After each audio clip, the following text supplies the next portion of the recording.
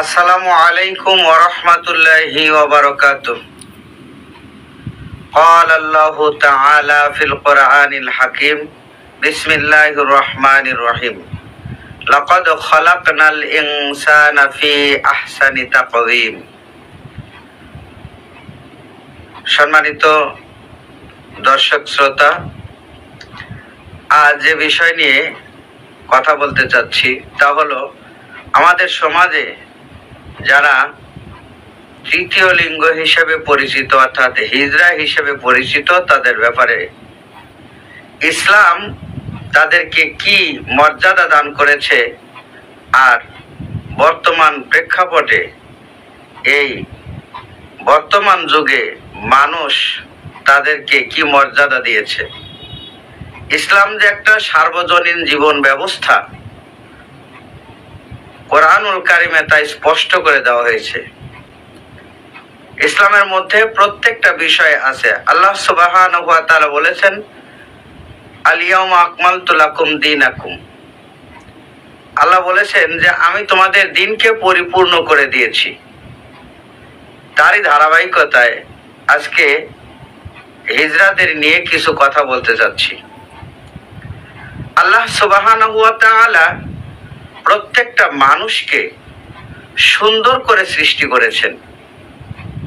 এরপরেও আমরা দেখি কেউ কালো, কেউ সাদা, কেউ ল্যাংড়া, কেউ কানা, কেউ খাটো, কেউ লম্বা, বিভিন্ন দোষ আমরা খুঁজে বেড়াই। কিন্তু আদৌ কি ঠিক তাই?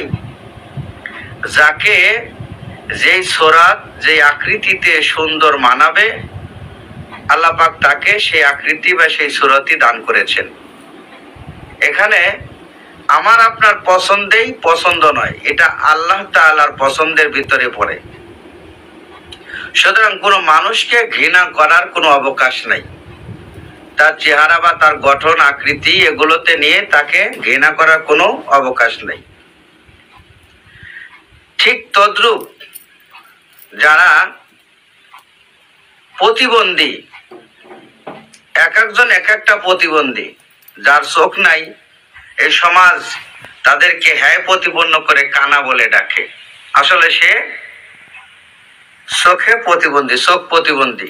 কেউ কানে শোনে না, এই সমাজ অনেকেই তাকে বয়রা বলে ডাকে বা ঠসা বলে ডাকে, কিন্তু আসলে সে কান প্রতিবন্ধী, শ্রবণ শক্তিতে প্রতিবন্ধী। হাত পা এগুলো যদি ভেঙে যায় বা না থাকে অনেকেই ল্যাংড়া বলে, কিন্তু সে প্রতিবন্ধী। ঠিক তদ্রূপ মানুষের বিশেষ একটি অঙ্গ যেটাকে বলা হয় লিঙ্গ, মানুষকে চেনার জন্য যে বস্তু, সে নারী না পুরুষ এটা চেনার জন্য যে বস্তু সেটাকে বলা হয় লিঙ্গ। আর এইটাতে যারা অক্ষম, দুর্বল অথবা কোনো চিহ্ন ঠিক করে বোঝা যায় না, বলা যায় না, তাদেরকে আমরা হিজড়া বলি বা তৃতীয় লিঙ্গ হিসেবে স্বীকৃতি দিয়েছি। কিন্তু ইসলাম বলে না, সেও একজন একটা অঙ্গ প্রতিবন্ধী, বিশেষ অঙ্গ প্রতিবন্ধী, কিন্তু তাকে আলাদা জাত বা গোষ্ঠী হিসেবে স্বীকৃতি দেওয়া কথা ইসলাম সাপোর্ট করে না। দেখেন, ইসলামের মধ্যে বা আমাদের দেশের প্রচলিত আইন অনুযায়ীও আমরা যদি লক্ষ্য করি তাহলে দেখা যাবে বাপের সম্পত্তি যখন ভাগ হয় সেখানে কিন্তু স্পষ্ট করেই আছে যে ছেলে পাবে 2 ভাগ, মেয়ে পাবে 1 ভাগ। এটা কোরআনেরও আইন। কিন্তু সেখানে কিন্তু উল্লেখ নাই যে এই তৃতীয় লিঙ্গ সে কয় ভাগ পাবে। তার মানে কি, আমাদের দেশের আইনেও তাদেরকে আলাদা করার কোনো অবকাশ নেই, ইসলামেও নাই। একজন মানুষ যখন মারা যাবে তখন ওই মানুষটা যদি মুসলমান হয় তাহলে পুরুষ মারা গেলে তাকে 3 খানা কাফনের কাপড় দিতে হয়, আর মহিলা মারা গেলে তাকে 5 খানা কাপড় দিতে হয়। কিন্তু হিজড়া অর্থাৎ তৃতীয় লিঙ্গের মানুষ মারা গেলে কয়খান কাপড় দিতে হবে? এখন তার সমাধান কোরআন দিয়েছেন, তার সমাধান ইসলাম দিয়েছেন। কি সমাধান? যে যদি এই তৃতীয় লিঙ্গের মানুষ অর্থাৎ এই হিজড়া যারা, তারা যদি তার পোশাক আশাক, তার কণ্ঠস্বর, তার চাল চলন পুরুষালী হয়, অথবা তার পোশাকটাই যদি পুরুষের হয়, তার কণ্ঠ যদি পুরুষের মতো হয়, তাহলে ওই মানুষ মারা গেলে তাকে তিনখানা কাপড় অর্থাৎ পুরুষের কাপড় যেটা সেটা দিয়ে তাকে দাফন করতে হবে।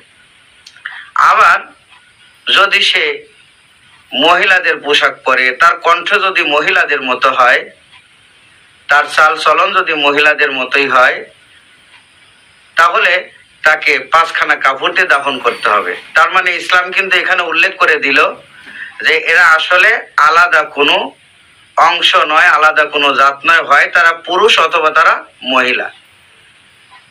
কি যদি তার পোশাক বা তার কণ্ঠস্বর, তার স্বভাব এগুলো যদি পুরুষালী হয় তাহলে সে ভাই হবে, বোন হবে না।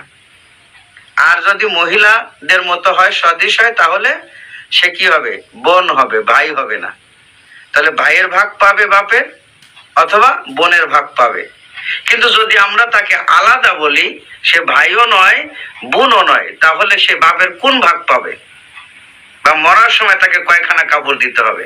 এটা কিন্তু দ্বন্দ্ব থেকে যায়। যেমন ধরেন একজন হিজড়ার দুইটা নাম থাকে, একটা পুরুষের নাম, একটা মহিলা নাম। এখন যদি বাপের সম্পত্তি ভাগ করার সময় সে পুরুষ নামে ডবল সম্পত্তি চায়, তার ভাই আর একটা থাকলে সে যদি বলে না তুই মহিলা, এ বলে যদি মহিলা সম্পত্তি দিতে চায়, তাহলে কিন্তু ভাই ভাই গন্ডগোল লেগে যাবে। ঠিক কাফন দাফন করার সময় তাই। এই জন্য আল্লাহ রসুল কত সুন্দর ব্যবস্থা করে দিলেন, ইসলাম কত সুন্দর ব্যবস্থা করে দিলেন যে না, সে পুরুষ অথবা মহিলা এটা তাকে আলাদা করতে হবে। সুতরাং ইসলাম তাকে এই সমাজে টিকে থাকার জন্য তার পথ বাতলাই দিয়েছে, সে হয় পুরুষ হবে না মহিলা হবে। এখন আমাদের সমাজের মানুষেরা এই হিজড়াদেরকে অবজ্ঞা করে চলে, ঘৃণা করে চলে, বা আলাদা চোখে দেখে।